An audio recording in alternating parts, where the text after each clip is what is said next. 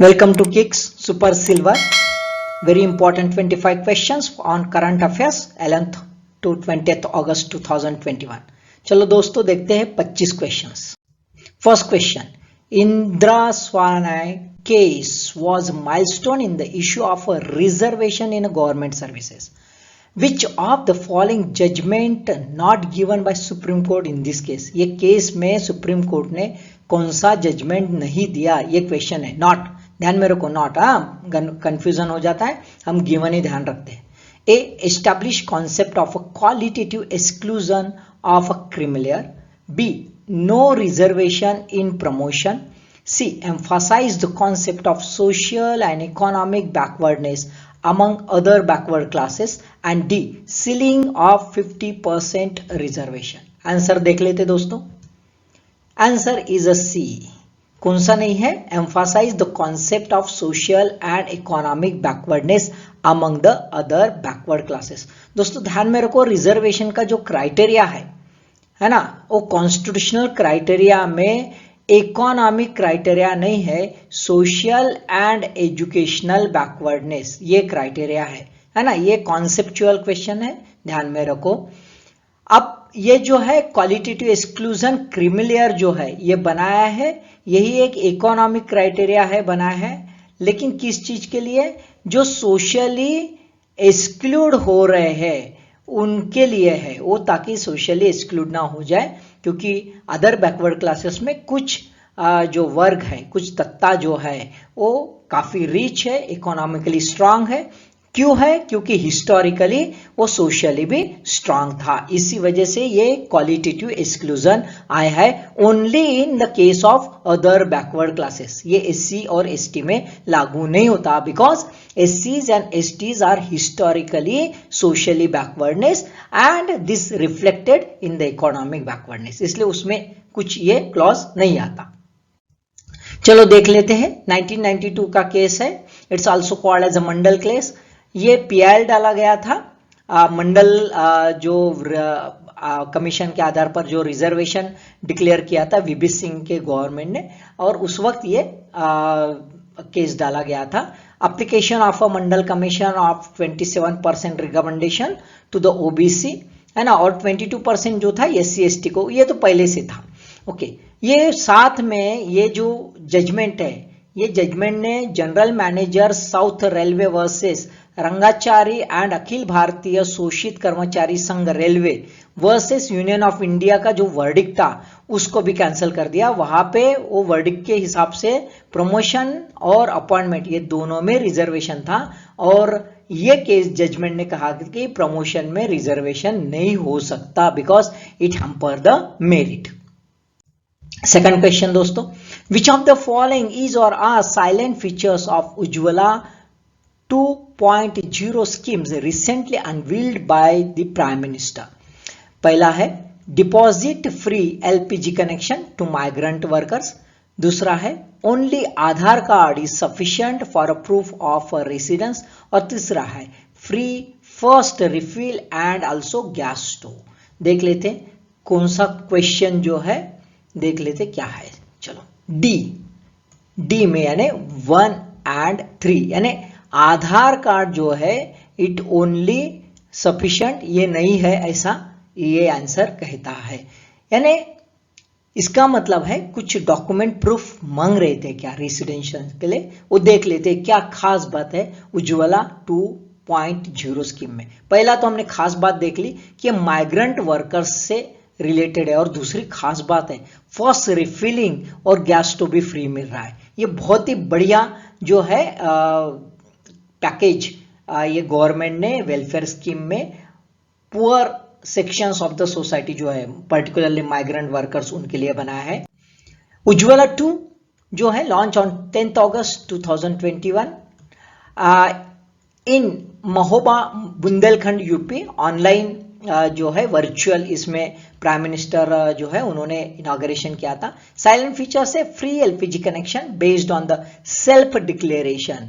देखो यानी कोई भी डॉक्यूमेंट की जरूरत नहीं, इवन आधार कार्ड की भी जरूरत नहीं. No need to submit additional documents. Woman of a migrant workers are being giving the this package, ये जो स्कीम है ये वुमेन्स के लिए है, माइग्रेंट वर्कर्स के लिए। अभी ये ध्यान में रखो कि यहाँ पे सेल्फ डिक्लेरेशन ही क्यों कहा, क्योंकि ये माइग्रेंट वर्कर्स है। माइग्रेंट वर्कर्स के लिए डॉक्यूमेंटेशन का सबसे मेजर इशू आता है, और इसी वजह से ये योजना का सबसे बेहतरीन खास जो साइलेंट फीचर है वो यही है कि सेल्फ डिक्लेरेशन। इसी वजह से जो माइग्रेंट वर्कर्स थे they are free enough now और they are to avail this scheme. जो पहले में जो था उज्ज्वला में, उसमें वो जो है ये बेनिफिट्स नहीं ले पाए थे, तो ये ध्यान में रखा है। और कोविड कंडीशन में माइग्रेंट वर्कर्स के जो इश्यूज आ गए उसको ध्यान में रखते हुए गवर्नमेंट ने ये 2.0 स्कीम ला ली है, बेहतरीन स्कीम है। Third question, any place where the reproductive and survival rate of a particular species is high called as, एकदम बेसिक डिफाइनिंग क्वेश्चन है।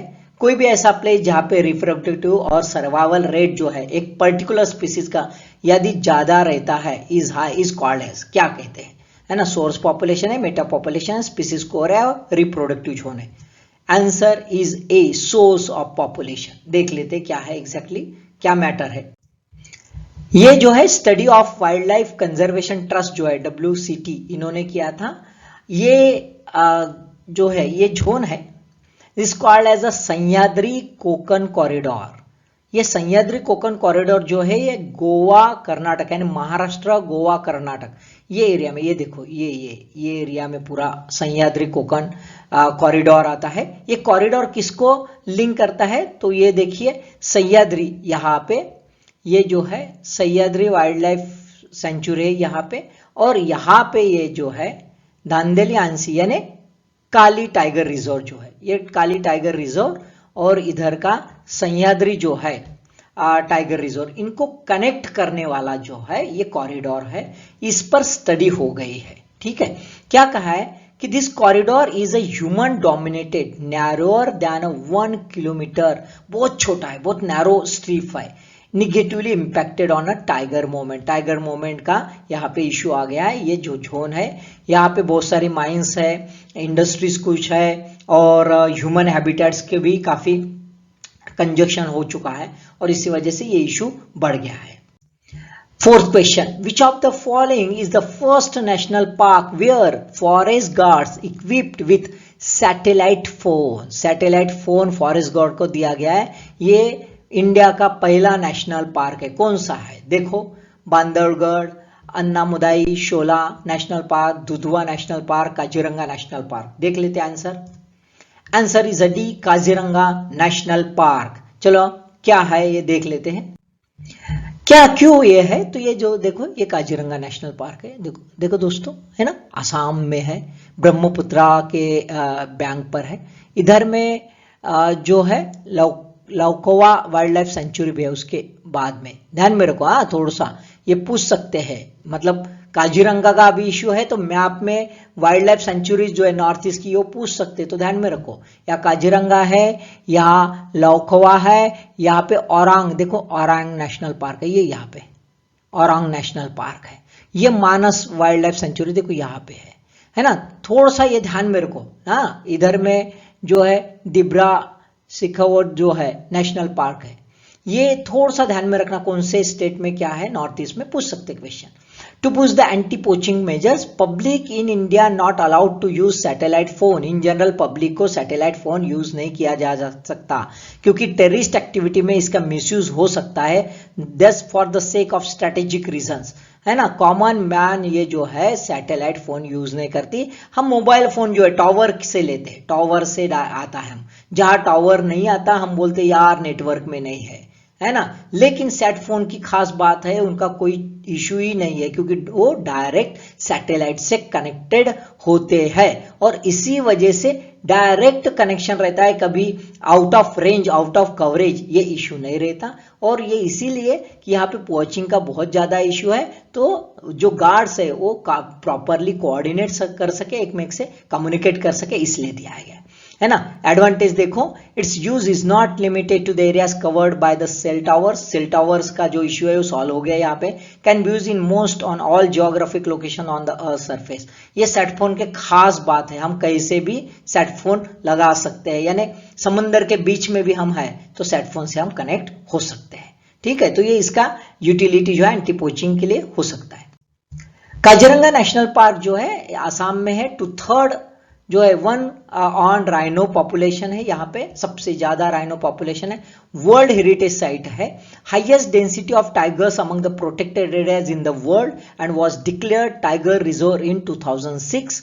Recognized as an important bird area by the BirdLife International for conservation of avifaunal species, ये यानी bird के लिए भी declare किया गया है। साथ में located on the edge of eastern Himalaya biodiversity hotspot यहाँ पे है ना। These are the some peculiar characteristics of the Kaziranga national park. क्योंकि इशू आया है तो उससे रिलेटेड कुछ क्वेश्चंस ऐसे आ सकते हैं।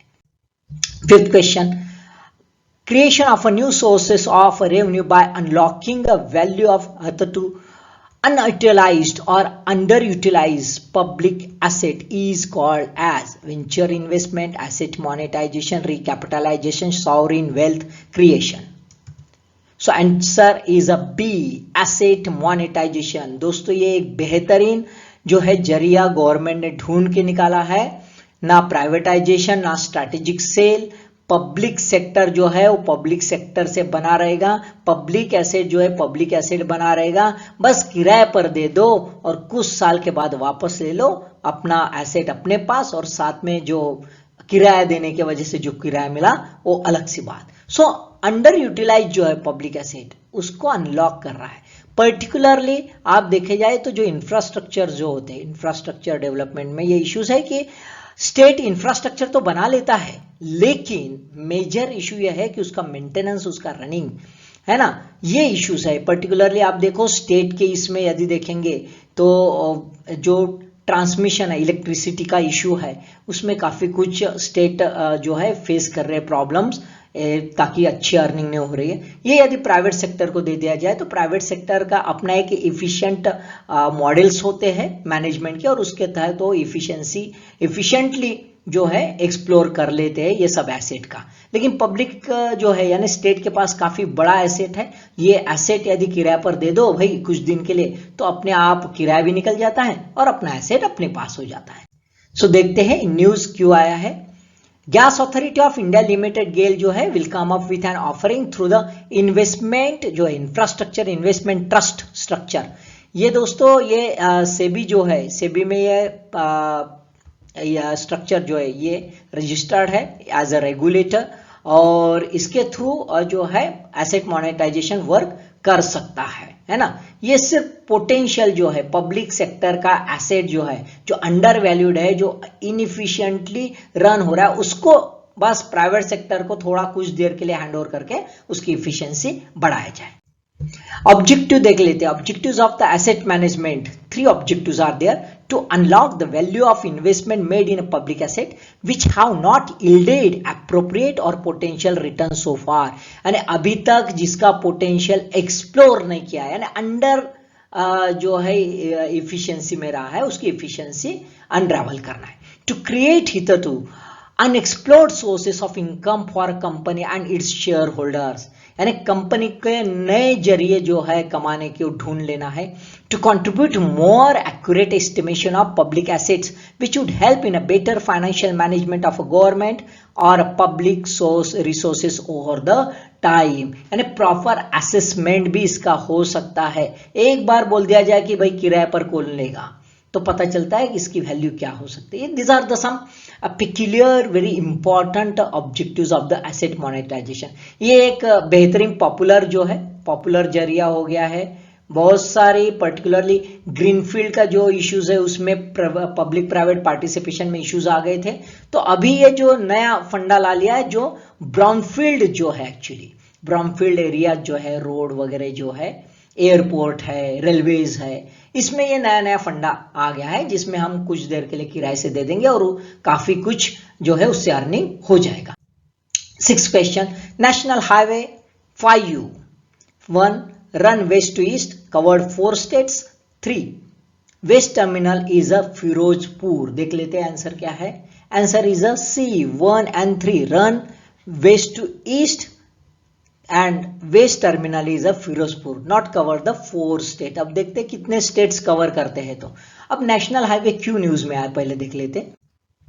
न्यूज में इसलिए आया कि हिमाचल रोड जो है ट्रांसपोर्ट कॉर्पोरेशन की बस दोस्तों है ना, बड़ा दर्दनाक हादसा हो गया है। लैंड स्लिप हो गई और निगुलसारी में किन्नौर डिस्ट्रिक्ट में और काफी कुछ लोग मारे गए। अब नेशनल हाईवे 5 देखो यहाँ पे आपको मैप में दिख रहा हूँ कहाँ से कहाँ रन होता है। फिरोजपुर देखो यहाँ पे फिरोजपुर है, यहाँ से ये चंडीगढ़ से लेके यहाँ पे शिमला से लेके आगे बढ़ता है, इसके आगे चला जाता है ना। कितना है? प्राइमरी नेशनल हाईवे है 660.2 किलोमीटर है। 3 स्टेट से जाता है, पंजाब, हरियाणा और हिमाचल। हरियाणा का ये कॉर्नर का एरिया उससे जाता है। And union territory of Chandigarh, Chandigarh से होते हुए गुजर से जाता है। इसका ईस्ट टर्मिनल जो है सिपकीला जो है साइनो इंडियन बॉर्डर पर, वो लास्ट टर्मिनल है, eastward terminal. 7th question, GSLV launch vehicles of India made to place satellite into geostationary orbit through the geostationary transfer orbit, है ना। geostationary transfer orbit is GTO क्या होता है? A highly elliptical earth orbit, B perfect circular earth orbit, C near elliptical to the poles of the earth and D circular to elliptical। कैसा होता है देख लेते हैं। Answer is a highly elliptical earth orbit. देख लेते हैं GTO क्या है।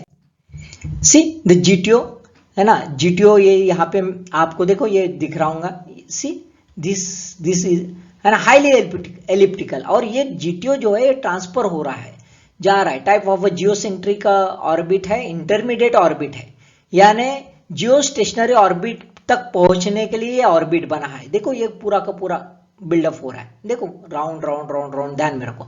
ये देखो कैसे हाईली एलिप्टिक है ना। इसका क्लोजेस्ट अप्रोच जो है पेरिजी यानी ये अर्थ है, और ये अर्थ के नजदीक का देखो यहाँ पे अर्थ के नजदीक का 170 किलोमीटर, इतना नजदीक जाता है। Called as a typically low earth orbit.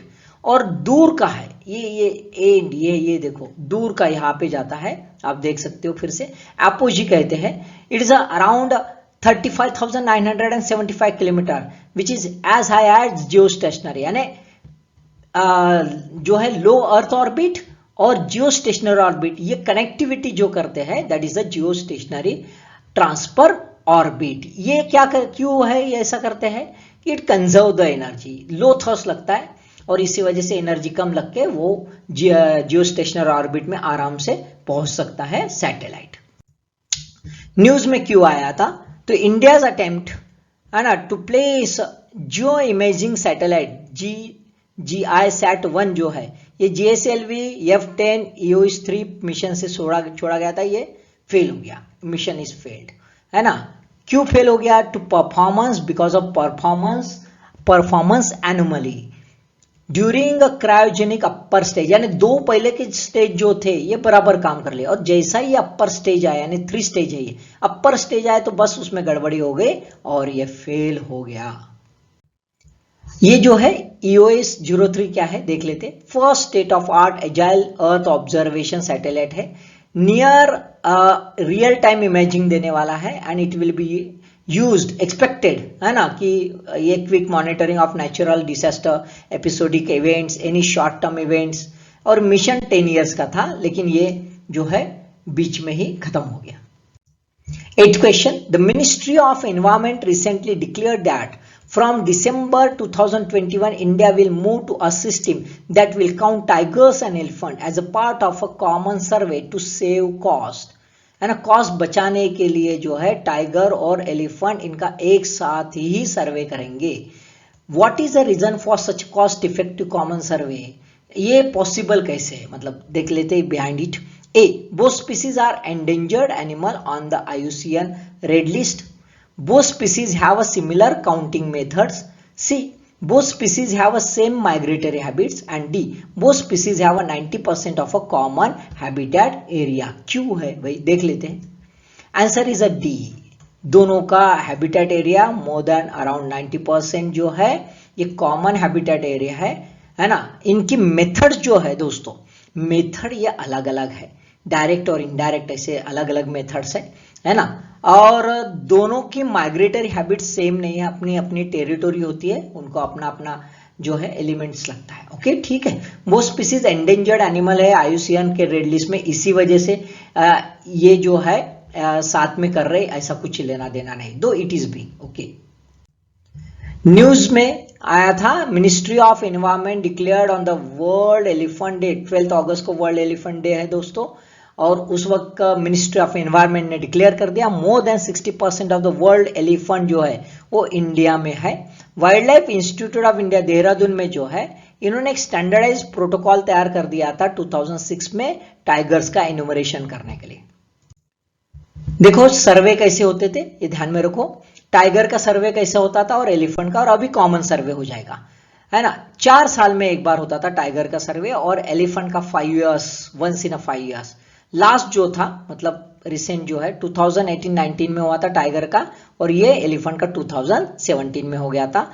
उस वक्त टाइगर के नंबर थे 2997 और एलिफेंट थे 29,964। क्या टेक्निक यूज करते थे, तो साइटिंग इन कैमरा ट्रैप और इनडायरेक्ट एस्टिमेशन ये टाइगर के लिए, और यहाँ पे डायरेक्टली काउंटिंग होता था और एनालाइजिंग डंक सैंपल। यही जो है टेक्निक ये रहेगी, टेक्निक कोई बदल नहीं जाएगी, साथ में ही करेंगे। पहले अलग अलग होता था, अभी साथ में करेंगे, यानी दोनों का जो अभी सर्वे का ईयर है वो कॉमन रहेगा।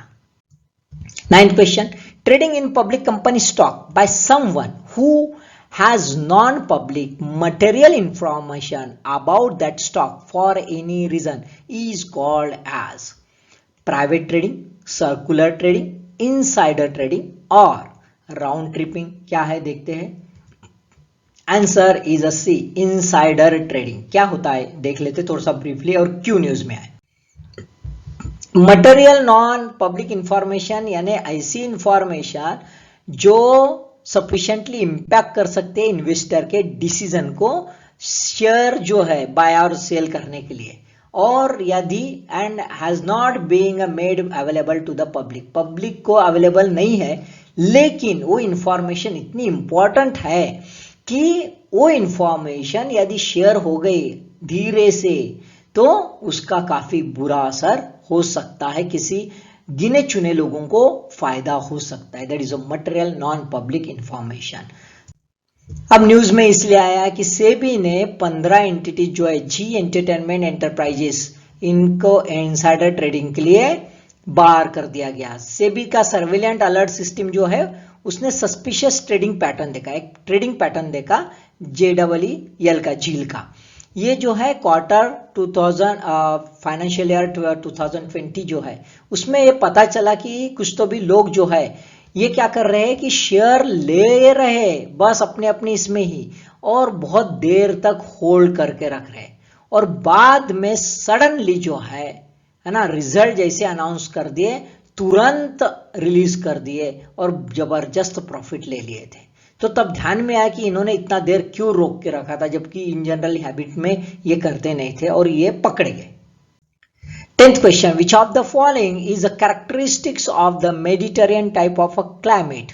कौन सा कैरेक्टरिस्टिक्स है, A dry summer and wet mild winter, B dry summer and wet cold winter, C wet summer and dry cold winter, D wet summer and dry mild winters. Answer is A, dry summer होता है और wait mild winter. बारिश कब आती है, winter में आती है, लेकिन विंटर बहुत हार्श नहीं है नॉर्डिक कंट्रीज जैसी।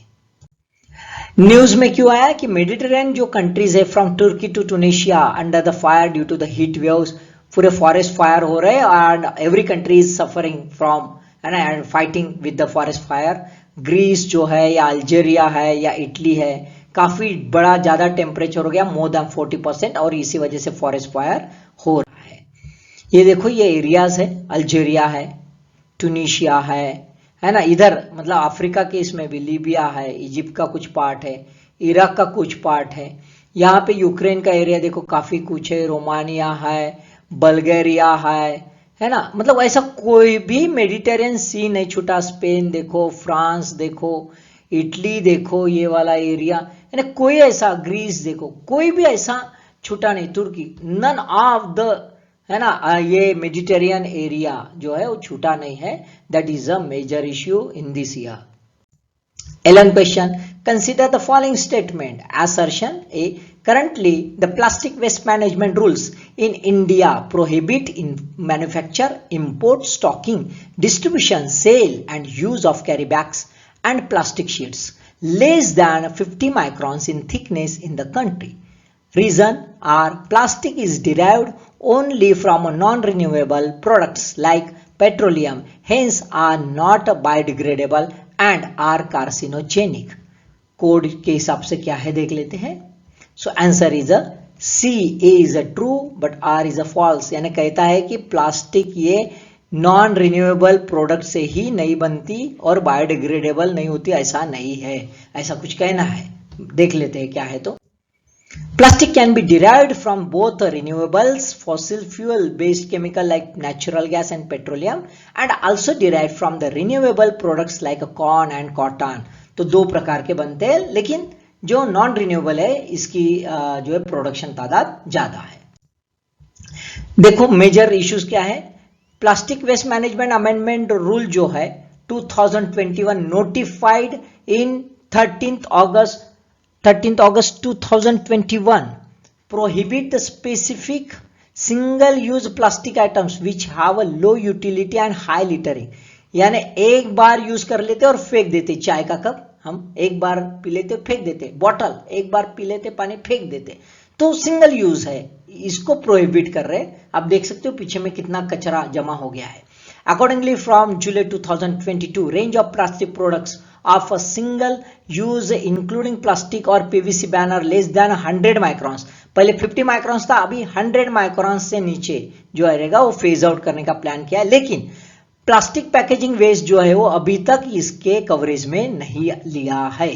बैन ऑन सैचे जो है वो ऑलरेडी था, बैन जो गुटखा वगैरह खाते हैं, टोबैको वगैरह, पान मसाला, उसको बैन था ही already. Fourth UN environmental assembly जो 2019 हो गई थी, इसमें इंडिया ने रिजोल्यूशन पुशअप किया था on addressing pollution caused by the single use plastic product, और इसीलिए गवर्नमेंट ने ये अमेंडमेंट रूल बना दिया है। 12th, आयुष्मान भारत प्रधानमंत्री Jan Arogya Yojana ABPMJY family floater scheme है। 2, cashless healthcare service in both government and private hospitals. C, exclude the cost of pre and post hospitalization expenses. क्या है देख लेते हैं। Answer is A B, 1 and 2 family floater है और cashless है।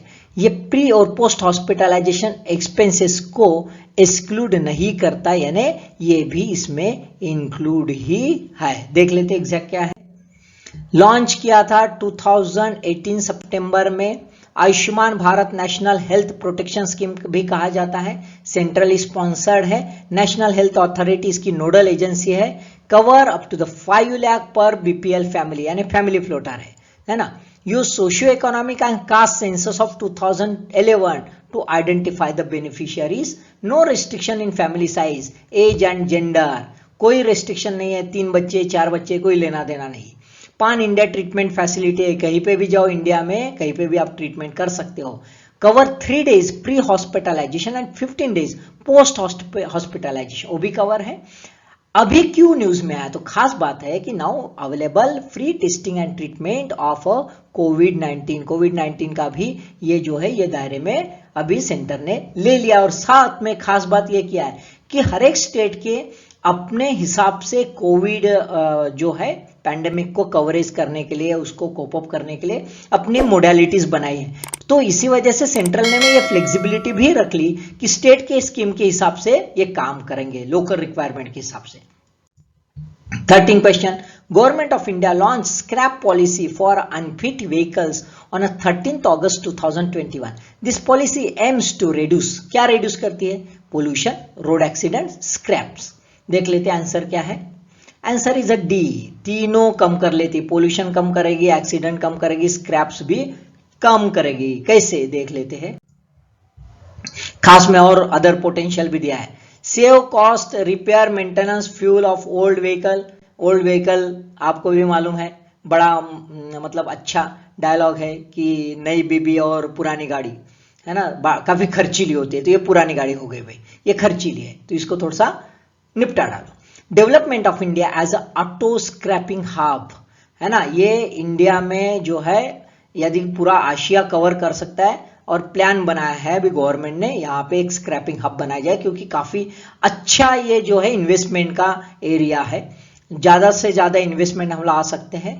Cost of travel और ट्रांसपोर्टेशन ये भी बच सकता है, क्योंकि पुरानी गाड़ियां जो है एवरेज बराबर नहीं दे पाती, माइलेज नहीं दे पाती, वो भी एक सेव हो सकता है। रिकवर हाई स्ट्रेंथ स्टील अलाय, अभी देखो ये स्क्रैप से स्टील अलाय भी जो है हाई स्ट्रेंथ का वो रिकवर हो सकता है। और खास बात है कि रेयर मेटल्स जो है वो भी हम एक्सप्लोर कर सकते हैं, रिसाइकल कर सकते हैं, और उसी वजह से हमारा काफी कुछ जो है इंपोर्ट करते थे वो सेव हो सकता है मनी, हम उसको एक्सपोर्ट भी कर सकते हैं बाद में, तो काफी कुछ पैसा भी फॉरेक्स एक्सचेंज में आ सकता है।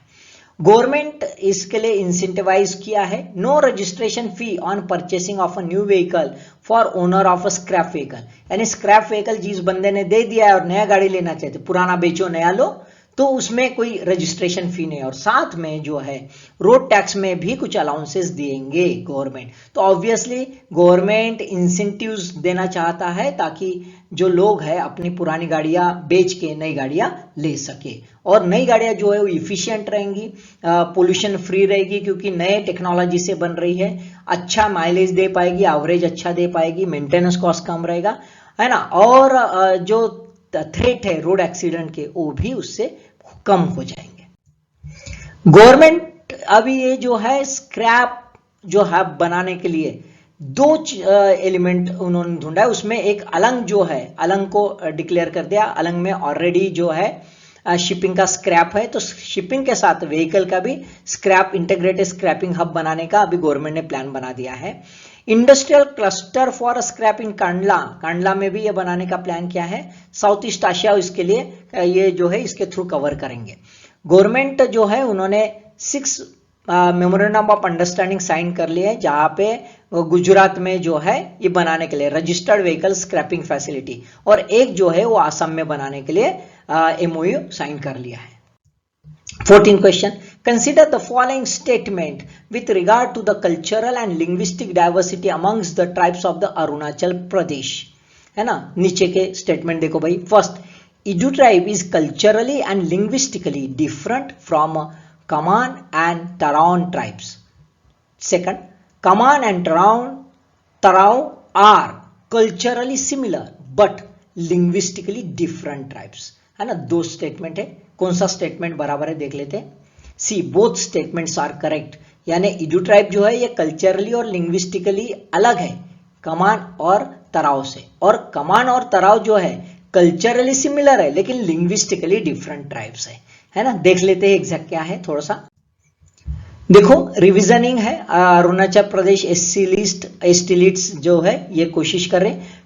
मिश्मी जो ट्राइब है, ये मिश्मी ट्राइब सिर्फ लिखा था, जबकि यहाँ पे 3 ग्रुप है जो हमने अभी देखे, इडू, कमान और तराव, और तीनों कभी कल्चरली सिमिलर है तो लिंग्विस्टिकली डिफरेंट है, और लिंग्विस्टिकली डिफरेंट है तो कल्चरली सिमिलर है। तो ये जो है कंफ्यूजन हो गया था, इसको करेक्ट करने के लिए कॉन्स्टिट्यूशन शेड्यूल ट्राइब्स ऑर्डर 1950 जो है इसमें करेक्शंस किए गए। यहाँ पे जो है सिर्फ मिश्मी लिखा गया है। अब ये जो अमेंडमेंट है उसके 2 रीजंस है, एक रिकॉग्निशन ऑफ इंडिविजुअल आइडेंटिटी, हर एक जो ट्राइब्स है उसकी आइडेंटिटी रिकॉग्नाइज हो, सेल्फ आइडेंटिफिकेशन हो जाए, और to do away it with the ambiguity as a result of errors in their name, कई कॉलोनियल इंटरप्रिटेशंस की वजह से गलत नाम लिखे गए, वो भी करेक्ट करना बहुत जरूरी था। अभी देखो, constitution schedule tribes order amendment bill 2021 pass हो गया है लोकसभा में अगस्त 2021 में। Bill seek to modify the part 18th of the schedule to the constitution schedule tribes order 1950 which include 16, कितने ट्राइब्स हैं, 16 ट्राइब्स है अरुणाचल प्रदेश की, जिनके नामों में कुछ गलतियां थी वो सब दुरुस्त कर ली। Bill corrects the name of tribe spelled incorrectly, गलत स्पेलिंग थी वो करेक्ट कर दी, और कुछ ऐड कर दिए नेम्स जो एक ही नाम से पुकारे जाते थे, एम्बिग्युइटी थी उसकी वजह से, वो भी करेक्ट कर दिया। देखो क्या है, 5 चेंजेस किए गए। नंबर देखो, सीरियल नंबर 1, 6, 8, 9 और 10 में ये करेक्शन है। 1 में अबोर जो है नेम ये डिलीट कर दिया क्योंकि अधि जो है ये ऑलरेडी यहाँ पे है और अधि यानी आबोरी होता है, तो डबल डबल नाम हो गया। 6 में चेंजिंग खामती जो है, ये खामती की जगह थाई खामती, ओके, थाई खामती लिख लिया है, ठीक है, और थाई खामती की जगह। 8 इंक्लूड इडू। अब देखो इडू, तराव और ये जो है ये अभी मिशमी है एक्चुअली देखा जाए तो अभी इडू अलग कर दिया, तराव अलग कर दिया। 9 इसमें मोनपा, मेम्बा, सारतांग, साजोलैंग जो है ये जो है मोम्बा में ही काउंट करते थे, तो अभी ये अलग अलग कर दिए। 10 में एने नागा ट्राइब ऐसा वर्ड था, कॉमन नेम था, एम्बिग्यूटी थी उसमें, इसमें 4 ट्राइब थे, तो हर एक ट्राइब के अभी नाम लिखे गए, नॉक्टे, तांगसा, तुत्सा एंड वांचो, ठीक है। 15 question, consider the following statement with regard to the appointment of a judges of the Supreme Court. First, the Constitution with the Chief Justice of India is a constitutional obligation. 2, proportionate representation from the High Court and the seniority is a convention. 3, merit is a dominant criteria and is obligatory. देख लेते question का answer क्या है। Answer is A B, 1 and 2, यानी 3 नहीं है। देखो दोस्तों ये कॉन्स्टिट्यूशन के वगैरह जो क्वेश्चन रहते हैं थोड़े टिकलिश रहते हैं, है ना, टेक्निकल रहते हैं, ध्यान में रखना।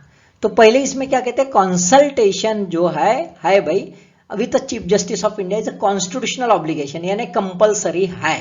और दूसरा है proportionate representation for from high court and the seniority is a convention, it is not a compulsion, it is a convention. और merit is a dominant criteria and is obligatory. तो मेरिट एक डोमिनेंट क्राइटेरिया है क्योंकि supreme court जो है वो meritocracy के principal को जो है वो पुश करता है, but it is not obligatory, it is also convention, कोई ऑब्लिगेटरी नहीं, there is no constitutional provision for it, ठीक है। देख लेते एग्जैक्ट क्या है। तो न्यूज में इसलिए आया कि जुडिशियल वैकेंसी जो थी वो 10 वैकेंसी हो गई थी। 2019 से जो है अपॉइंटमेंट फ्रोज कर दिया गया था। टोटल स्ट्रेंथ जो थी वो 33 है excluding chief justice of India, यानी टोटल कितने जजेस रहते हैं, 34 जजेस जो है सुप्रीम कोर्ट में रहते हैं including chief justice of India.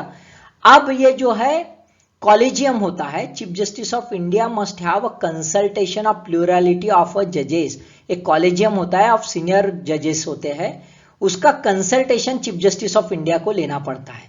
और चीफ जस्टिस ऑफ इंडिया जो है ये कंसल्टेशन लेने के बाद, लेना ही है ना, ये लेने के बाद वो नाम जो है वो सजेस्ट करता है यानी प्रेसिडेंट को, यानी प्रेसिडेंट कंसल्ट करता है चीफ जस्टिस ऑफ इंडिया को, chief justice of India consult करता है कॉलेजियम को, कॉलेजियम नाम देती है चीफ जस्टिस ऑफ इंडिया को, चीफ जस्टिस ऑफ इंडिया नाम भेजता है जजेस का प्रेसिडेंट को, and here consultation is a concurrence, means consultation is a obligatory. Okay, 5 जज कॉलेजियम फिलहाल में है, N V Ramana chief justice of India, Uday Umesh Lalit, Ajay Manikrao Khanwilkar, Dhananjaya Yashwant Chandrachud और यल नागेश्वर राव, ठीक है। ये 5 लोग जो है ये कॉलेजियम यानी chief justice of India and 4 senior जजेस। 16 एमओ स्कूल यानी मो school program aim to create a platform for people to connect, collaborate and contribute towards revamping public schools. Besides alumni involvement, campaign has 2 other components, school adaptations and 5T school transformation. Which state or union territory running this ambitious project? ये जो school का एकदम से जबरदस्त जो है मो school project कौन से स्टेट या यूनियन टेरिटरी ने लाया है, देख लेते हैं। ए ओडिशा, ओडिशा का है ये मो स्कूल, देख लेते ब्रीफली थोड़ा सा। इन न्यूज दिस कैंपेन जो है reach 33,000 schools of state, official budget 6 time से बढ़ा दिया गया है 253 करोड़। 5 लाख एल्यूमनी जो है इंडिया और अब्रॉड ये कनेक्टेड है इससे। स्कूल प्रोग्राम जो है लॉन्च किया गया था जनवरी 2021 में, है ना। Member of society come forward यानी अडॉप्ट कर लो भाई गवर्नमेंट का स्कूल आप, और उसको आपको जैसा लगता है उस हिसाब से उसका डेवलपमेंट करो, यानी पीपल्स पार्टिसिपेशन जो है ये इसका फंडा है ना। सब अब जो भी अडॉप्ट करेगा उसको कोचिंग, करियर काउंसलिंग ये सब मोटिवेशनल लेक्चर है, मेंटरशिप वगैरह प्रोग्राम रन करने के लिए, एल्यूमिनी इन्फ्लुएंस करने के लिए, ये सब काम जो है उनको अलाउ कर देंगे, है ना। 5T ट्रांसफॉर्मेशन स्कीम जो है फरवरी 2021 में लॉन्च किया गया है, और ये किस लिए, तो इंफ्रास्ट्रक्चर जो है स्कूल का ये बिल्डअप करने के लिए कर दिया, लॉन्च किया है। 17 question, which state second time forming all party government without any opposition, यानी ऐसा कौन सा स्टेट है जो दूसरी बार, है ना, ऑल पार्टी गवर्नमेंट बना दिया, कोई अपोजिशन ही नहीं, सब लग गए काम पर, है ना, यानी सभी जो है अपने अपने मंत्री जो है मतलब गवर्नमेंट में शामिल हो गए। देखते हैं कौन सा स्टेट है। डी, नागालैंड। नागालैंड में सेकंड टाइम बना गया है ऑल पार्टी गवर्नमेंट। देख लेते हैं। 16 अगस्त 2021 को नागा पीपल्स फ्रंट जो था, ये लोन अपोजिशन था, अकेला अपोजिशन था, वो गवर्नमेंट में उसने ज्वाइन कर लिया। 60 मेंबर असेंबली में अभी जो है no MLA in opposition, effective strength जो है 59 है, क्योंकि एक एमएलए की डेथ हो चुकी है। First time in 2015 when the 8 opposition Congress MLA merged with them the ruling Naga People's Front। 2015 में पहली बार ऐसा हुआ था, और अभी 2021 में दूसरी बार हुआ है। अभी जो है उसको कहते हैं, जो रूलिंग पार्टी थी नागालैंड यूनाइटेड गवर्नमेंट जो है, अब नागालैंड यूनाइटेड गवर्नमेंट ये टाइटल दे दिया है ऑल पार्टी के लिए। इसमें कौन कौन है, रूलिंग पीपल्स डेमोक्रेटिक अलायंस, जो nationalist democratic Congress progress party, BJP, और 2 इंडिपेंडेंट एमएलए थे। ये रूलिंग पीपल्स डेमोक्रेटिक अलायंस था। इसके साथ अभी जो अपोजिशन पार्टी थी नागा पीपल्स फ्रंट, अपने 25 एमएलए के साथ उसने ज्वाइन कर लिया है। अब इशू इसलिए है कि नागा का पॉलिटिकल इशू है, उसको सेटल करने के लिए सब जन फिर से एक बार एक जगह आ गए, एक प्लेटफॉर्म पर आ गए। बहुत बड़ी बात है, बहुत अच्छी बात है। Considered India's longest running insurgency Naga movement. 1997 में government has signed a cease fire agreement with the largest Naga rebel group called as a national socialist council of Nagalim, NSCNIM, headed by the Thuingaleng Muivah. ये देखो तुंगलैंग मुआ जो है, इन पर चार्ज भी है, ईडी के चार्ज वगैरह भी है, ये अंडर द स्कैन है। ये बैंड भी है, ये ऑर्गेनाइजेशन बैंड है, लेकिन गवर्नमेंट इसके साथ अभी निगोशिएशन भी कर रही है, सीज फायर एग्रीमेंट भी किया था। 2015 में negotiations for a solution to the Indo Naga political problem began between this organization and the government. अभी तक ये चल रही, सेटलमेंट होने का है, और इसीलिए जो है ये स्टेट गवर्नमेंट में विदाउट एनी अपोजिशन सभी एक प्लेटफॉर्म पर आ गए फॉर द लार्जर इश्यूज, यानी जो लॉफ्टी गोल है स्टेट की पीस, उसके लिए आ गए। ये बहुत अच्छी बात है। 18th question, which drug prepared by using ephedrine extracted from ephedra plant. कौन सा ऐसा ड्रग है जो इफेड्राइन से बनता है? Answer is मिथाम्फेटामाइन। मिथाम्फेटामाइन, ध्यान में रखो, ओके। बाकी नहीं है, बाकी भी वही है, ड्रग्स ही है बस, है ना, नशे में धुत वैसे वाले हैं। कौन सा ड्रग है? तो मिथाम्फेटामाइन। न्यूज में क्यों आया? अफगानिस्तान अभी, क्योंकि तालिबान ने पूरा कैप्चर कर लिया, और खास बात है तालिबान का ये जो है मेजर रेवेन्यू सोर्स है, और इसी वजह से ये हेडलाइन में आ गया है ना। अभी देखो एक्चुअली कि ये जो है अफगान ओरिजिन का ये जो है मेथाम्फेटामाइन जो है, ये यहां पे अपना ईरान में अभी 90% सीज हो गया। मतलब इतना ज्यादा ये जो है क्रॉस बॉर्डर जो है ड्रग्स सप्लाई हो रहा है। वर्ल्ड ड्रग्स रिपोर्ट जो है on UN office on drugs and crime, इसने कहा है कि Afghanistan reported 39% increase in the extent of land use for illicit cultivation of opium Poppy जो है ये कर रहा है। यानी तालिबान का एक मेजर रिसोर्स है, तो इसको यदि चेकमेट दे दिया तो तालिबान इकोनॉमिकली वीक हो सकता है। 19th question, consider the following statement assertion and reason. Assertion: Uttar Pradesh government submitted a report and draft bill of a new population control law proposing two-child policy in a state. Reason: population control and family planning is a part of a concurrent list inserted by the constitution 42nd amendment act 1976। कौन सा answer है देख लेते हैं। Answer is A, both A and R true and R is a correct explanation of A. Uttar Pradesh ने population control policy बना ली है, draft bill बना लिया है। क्यों? तो ये कॉन्करेंट लिस्ट में यानी स्टेट और सेंटर दोनों इसमें जो है एक्ट बना सकते हैं। ठीक है, देख लेते न्यूज में आ गया है। Uttar Pradesh population control stabilization and welfare bill 2021 जो है सबमिट किया गया है। Person cannot be debarred from the right to vote and reservation as these are constitutional right, यानी कोई भी कॉन्स्टिट्यूशनल राइट जो है वो इस एक्ट के तहत नहीं निकलेंगे। लेकिन क्या क्या निकल सकता है? यदि ज्यादा 2 से ज्यादा बच्चे रहे तो debarred from the welfare scheme, contesting election to the local authority और any body of a local self government, है ना। तो ये ड्राफ्ट है फिलहाल में, अभी ये बनने का है, मतलब एक्ट बनाना है ना।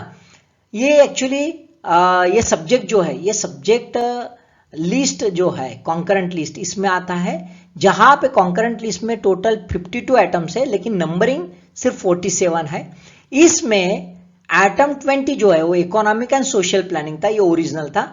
इसमें by the 42nd amendment, 42nd amendment से ये 20A ऐड किया गया है, population control and family planning. तो ये ऐसा क्वेश्चन आ सकता है आपको बेसिक, क्योंकि ये करंट में चल रहा है करके, तो इसी वजह से ये information. 20th question, raw sugar prices in international market have touched high mark after 4.5 years in the year 2021 will helpful for Indian millers to export with a high profit. Which of the following reasons for such bullish, यानी इतनी कमाई जो है export जो है India का क्यों बढ़ रहा है? 1. Low production cost of raw sugar, 2. Drop in Brazil, 3. Diversion of sugar cane production for ethanol in Thailand. Answer देख लेते हैं। आंसर इज ए, सिर्फ 1 दिख रहा है, low cost of raw sugar, ये एक आंसर है। अब दूसरा क्या है कि ब्राजील जो है, ये ब्राजील में डॉफ नहीं है, डॉफ कहां पे? डॉफ इज इन थाईलैंड। और ब्राजील का क्या हो रहा है? ब्राजील का हो रहा है, ब्राजील में जितनी भी शुगर केन हो रही है वो डाइवर्ट किया जा रहा है इथेनॉल के लिए। तो ऑब्वियसली इंटरनेशनल मार्केट में ब्राजील की शुगर नहीं आ रही है और थाईलैंड में डॉफ आ गया है। So these are the 3 reasons for which the Indian market जो है, Indian millers are in a bullish position. News जो है, बुलिश इंटरनेशनल मार्केट है। इंडिया में end of exporting 30 to 60 lakh tons, यहां तक हम एक्सपोर्ट कर पाएंगे। खास बात है कि महाराष्ट्र और कर्नाटका जो है, इनके मिलर्स को फायदा होने वाला है क्योंकि कनेक्टिविटी पोर्ट्स के नजदीक ज्यादा है। नॉर्थ इंडियन मिलर्स तभी कर पाएंगे जब प्राइजेस जो है 21 सेंट पर पाउंड बढ़ जाएंगे। ये लेवल तक आ गए, अभी समथिंग 16 सेंट पर पाउंड है। तो ये महाराष्ट्र और कर्नाटका वालों को बेनिफिट है क्योंकि ट्रांसपोर्ट कॉस्ट उनके बच जा रही है। Millers have taken the advantage also of open general license. Open general license जो है उसका भी मिलर्स फायदा ले रहे हैं। ये देखो, ये जितने भी ये स्टेट्स है कलर्ड दिख रहे हैं आपको, these are sugar cane production producing states. 21. Consider the following statement with regard to the RBI's Financial Inclusion Index, FI Index. 1. Constructed with a base year 2020-21. Use scale of 0 to 100 range from full financial inclusion to complete financial exclusion. Which of the statement is or are correct? Answer is a D, none of the above. Constructed with a base year होता है क्या नहीं होता है देख लेते हैं, और ये 0 to 1 का स्केल है या नहीं है देख लेते हैं। न्यूज में आया है 17 अगस्त जो है 2021 को आरबीआई ने पहले बार जो है फर्स्ट कंपोजिट जो है एफआई इंडेक्स पब्लिश किया है। Seek to capture the extent of financial inclusion across the country, incorporating details of banking, investment, insurance, postal as well as a pension sector in consultation with the government and a sectoral regulator. यानी ये कैसा है? ये comprehensive है। कैसा है? Comprehensive है ना, सभी कवर कर रहा है। Reflects cumulative efforts of a stake holder, will publish in July each year. हर साल कब पब्लिश होगा? जुलाई में पब्लिश होगा। ये जो इंडेक्स है, ये इंडेक्स में 3 ब्रॉड पैरामीटर्स लिए गए हैं, एक एक्सेस, दूसरा यूसेज और तीसरा यूटिलिटी। 35% जो है इसका एक्सेस का है 45%, यूसेज का और क्वालिटी का 20% है। अब ये यूनिक फीचर क्या है? Unique feature is a parameter related to the quality of financial inclusion as reflected by financial literacy, consumer protection, inequalities and deficiencies in the services, है ना, ये काउंट होता है। Index for financial year ended March 2021 much better compared with the 4 years ago. This is the data released by this year's index, but a major segment is still financially excluded despite hot schemes and programs being launched, है ना। ये अभी position है फिलहाल में, है ना। अब इन जनरल यदि देखा जाए हमें तो ये इश्यू जो है, ये इश्यू में जैसे 0 to 100 की स्केल है ना, 0 to 100, 0 यानी कंप्लीट एक्सक्लूजन और 100 यानी कंप्लीट इंक्लूजन रहेगा। और खास बात है इसका कोई बेस ईयर अभी नहीं लिया गया, विदाउट बेस ईयर ये वर्क करता है। 22, consider the following statement. ONGC had about 178 megawatt of installed renewable energy capacity at the end of financial year 2020. Second, Indian Oil Corporation had wind power projects in Rajasthan. तो पहली बार तो देखो भाई ONGC दिख रहा है और रिन्यूएबल दिख रहा है। अभी ONGC ऑयल के बारे में और रिन्यूएबल है, तो थोड़ा सा टिकलिश क्वेश्चन है, तो थोड़ा सा कंफ्यूज नहीं होने का, है ना। जैसे Indian oil corporation wind power तो है क्या, तो अभी हर कोई जो पब्लिक सेक्टर है इंफ्रास्ट्रक्चरल इसमें काम कर रहा है, ऑयल सेक्टर में या एनर्जी सेक्टर में काम कर रहा है, वो अभी क्रॉस एलिमेंट पर कर रहा है, क्योंकि सभी को टारगेट दिया गया है रिन्यूएबल एनर्जी के बारे में। ओके, तो आंसर आपको पता ही है, फिर बोथ दोनों है, ठीक है। ONGC का न्यूज में आ गया है इसलिए कि उसने टारगेट बना दिया है कि 10 गीगावाट 2040 तक ला लेगा, है ना। 178 मेगावाट जो है ये कैपेसिटी 2020 तक अटेंड कर लिया। इंडियन ऑयल कॉर्पोरेशन जो है इंस्टॉल्ड कैपेसिटी जो है इसकी रिन्यूएबल एनर्जी की ये 233 मेगावाट है। इसमें से 167.6 जो है वो विंड है और 63.4 मेगावाट जो है वो सोलर है। दोनों इसमें उसने वर्क किया है ना। पायलट प्रोजेक्ट जो है वो बनाए फ्यूल स्टेशंस के लिए, स्वैपिंग के लिए, इलेक्ट्रिक व्हीकल का चार्जिंग के लिए वगैरह उन्होंने बनाए। खास बात है plan to build the green hydrogen plant at Mathura refinery. Mathura refinery में ग्रीन हाइड्रोजन प्लांट भी बनाने का प्लान बनाया है। ये एग्जैक्ट क्या है तो दोस्तों हम कभी वीडियोस में इसके बारे में डिस्कस करेंगे, है ना। गवर्नमेंट ने टारगेट सेट कर लिया है रिन्यूएबल एनर्जी कैपेसिटी में। जो टारगेट पहले 100 गीगावाट था अभी कहां तक बढ़ा दिया गया है 450 gigawatt. 23rd question, according to the food safety and standard authority of India FSSAI norms, which micronutrients allowed to fortified in the rice, है ना। 1 iron, folic acid, calcium, vitamin E. So answer is A. Iron and folic acid दिख रहा है, calcium और vitamin E से कोई लेना देना नहीं। देख लेते फोर्टिफाइड राइस क्या है। दोस्तों ये न्यूज में इसलिए आया है कि इंडिपेंडेंस जो ये है स्पीच इस साल का, वहां पे ऑनरेबल प्राइम मिनिस्टर जो है इन्होंने फोर्टिफाइड राइस जो है डिस्ट्रीब्यूट किया जाएगा गवर्नमेंट स्कीम के तहत इंक्लूडिंग पीडीएस बाय 2024 ये डिक्लेयर किया गया है। रीजन क्या है, every second woman in India is anaemic, every third child in India stunted, और इसी वजह से इंडिया का रैंक जो है 107 कंट्री में 94 यानी बहुत बुरे हाल है इंडिया के under the global hunger index, यानी भूखमरी से हमारे इंडिया जूझ रही है और उसका मेजर इश्यू है न्यूट्रिशन, प्रॉपर न्यूट्रिशन नहीं है, अंदर it is in a serious hunger category. Rice जो है हमारे 2/3 पॉपुलेशन ये खाता है, राइस कंज्यूम करता है, और per capita rice consumption India में काफी अच्छा है, 6.8 किलोग्राम पर मंथ है। सो ऑब्वियसली इसी वजह से राइस को फोर्टिफाइड कर दिए तो माइक्रो न्यूट्रिएंट से जो प्रॉब्लम्स है उससे हम आसानी से बच सकते हैं। तो ये अच्छा मैमथ प्रोग्राम जो है गवर्नमेंट ने डिक्लेयर कर दिया गया है। 1 किलोग्राम में एज पर द FSSAI जो है नॉर्म्स के हिसाब से 1 किलोग्राम में क्या रहेगा तो आयरन रहेगा, है ना, आयरन है, फोलिक एसिड है और विटामिन B12 है। लेकिन राइस में zinc, vitamin A, vitamin B1, B2, B3, B6 भी फोर्टिफाइड कर सकते हैं, लेकिन फिलहाल में इन्होंने ये तीनों को अप्रूवल दे दिया है।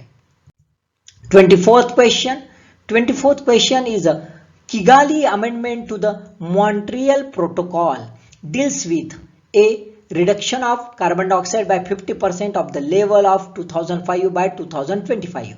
B. Attain carbon neutrality by all signatory countries by 2030. C. Setting up target for developing countries phased increase in a installed capacity of a renewable energy by 2050 of at least 500 gigawatt. D. Phasing out hydrofluorocarbons by 80 to 85% of the present level by 2040 in a phased manner by all signatory countries. तो answer देख लेते हैं। Answer is a D.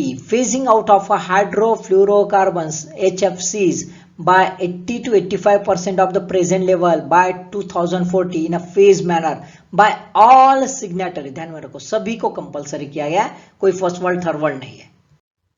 On 18th August 2021, Union Cabinet approved a ratification of a Kigali Amendment to the Montreal Protocol.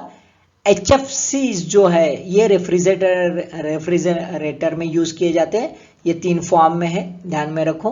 Okay, contribute to the global warming in India in 2016 committed to phasing out of these HFCs इन 4 step. ये भी पूछ सकते हैं, तो थोड़ा ध्यान में रखो। फ्रॉम 2032 यानी 2032 में शुरुआत हो जाएगी। 2032 में 10% रिडक्शन, 42 में 20% और 47 में 80% रिडक्शन का टारगेट इंडिया ने 2016 में डिक्लेयर कर दिया है। लास्ट क्वेश्चन दोस्तों, what is the theme of the August 2021 world mosquito day? A. Zero malaria target. B. Mosquito less world. C. End of the vector borne diseases. या D. No mosquito, no filariasis. So answer is A. Zero malaria target. ये ध्यान में रखो, बहुत important है, क्योंकि malaria free जो है ये चाइना को भी WHO ने डिक्लेयर कर दिया गया है, तो बहुत ही इंपॉर्टेंट है। इंडिया का एम्बिशन है to eliminate vector borne disease, expansion of integrated vector borne disease surveillance और accelerated the lymphatic filariasis elimination through the nationwide rollout of a triple drug therapy.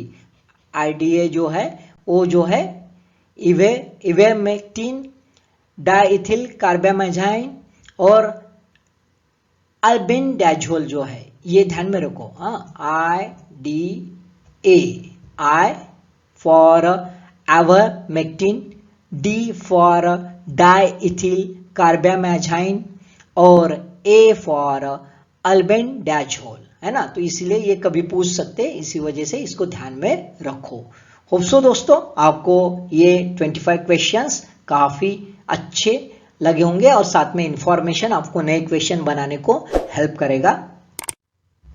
So all the best and thank you for watching this video.